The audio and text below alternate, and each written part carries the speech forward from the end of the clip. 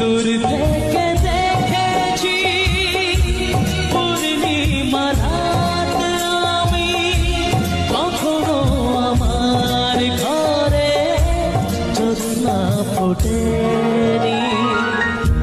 চিরদিন আধারে কেটে গেল এ জীবন, কেউ তো প্রদীপ হাতে কাছে আসে।